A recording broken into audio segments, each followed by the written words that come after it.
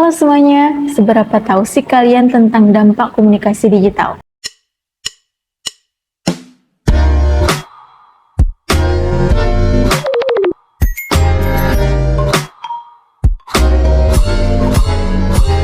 Nah, sebelum itu kita perlu tahu dulu nih, komunikasi digital itu bagaimana sih? Jadi, komunikasi digital adalah proses pertukaran informasi, data, atau pesan menggunakan teknologi digital maupun elektronik. Ini melibatkan penggunaan berbagai perangkat dan platform seperti komputer, handphone, internet, media sosial, email, dan aplikasi pesan instan dan lainnya.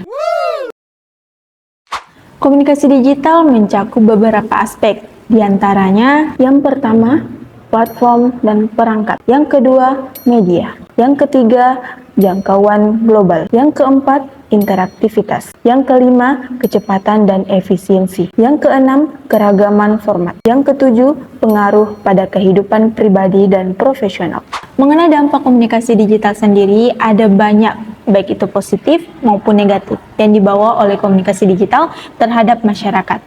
Dampak positifnya yaitu, yang pertama, konektivitas yang luas. Komunikasi digital telah memungkinkan orang untuk terhubung dengan teman, keluarga, dan rekan-rekan secara global dengan cepat dan mudah. Yang kedua, akses informasi. Melalui internet, orang memiliki akses instan ke berbagai informasi dan sumber daya, termasuk berita, artikel ilmiah, tutorial, dan banyak lagi. Ini memungkinkan pendidikan yang lebih luas dan memungkinkan orang untuk mengakses pengetahuan yang sebelumnya sulit dijangkau. Yang ketiga, kolaborasi dan pembelajaran. Komunikasi digital memfasilitasi kolaborasi antara individu dan kelompok dari berbagai lokasi geografis. Ini memungkinkan untuk berbagi ide, bekerja bersama dalam proyek-proyek, dan belajar secara kolaboratif melalui platform online. Yang keempat, kemudahan berbelanja. Perdagangan elektronik atau e-commerce memungkinkan konsumen untuk melakukan pembelian secara online dengan mudah dan nyaman. Yang kelima, peningkatan akses pelayanan kesehatan. Telemedicine dan konsultasi kesehatan online memungkinkan individu untuk mendapatkan akses ke perawatan kesehatan yang lebih mudah. Yang keenam, kemudahan komunikasi bisnis. Komunikasi digital telah memudahkan bisnis untuk berinteraksi dengan pelanggan, mempromosikan produk atau layanan mereka, dan melakukan operasi bisnis secara efisien. Yang ketujuh, inovasi teknologi. Komunikasi digital mendorong inovasi teknologi baru yang terus-menerus meningkatkan cara kita berkomunikasi, bekerja, dan hidup. Yang kedelapan, partisipasi politik dan sosial. Media sosial dan platform online lainnya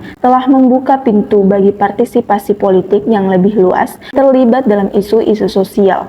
Dengan demikian, komunikasi digital membawa banyak dampak positif bagi masyarakat, meningkatkan konektivitas, akses informasi, kolaborasi, dan partisipasi dalam berbagai aspek kehidupan.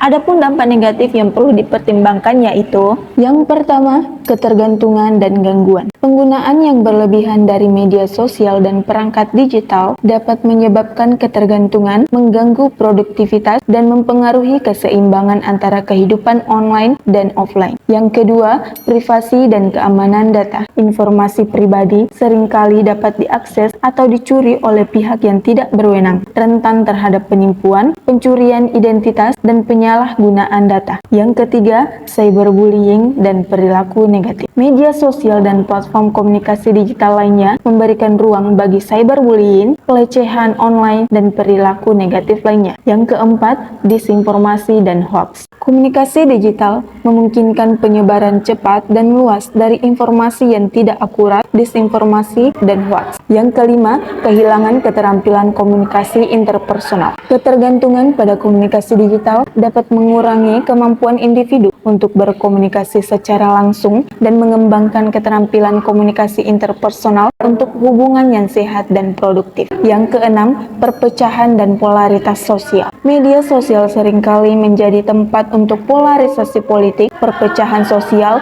dan konflik online. Yang ketujuh, gangguan tidur dan kesehatan fisik. Paparan cahaya biru dari layar digital dapat mengganggu tidur dan kesehatan fisik. Yang kedelapan, isolasi sosial. Meskipun komunikasi digital memungkinkan konektivitas global, penggunaan yang berlebihan juga dapat menyebabkan isolasi sosial ketika individu lebih memilih berinteraksi melalui layar daripada berhubungan langsung dengan orang lain.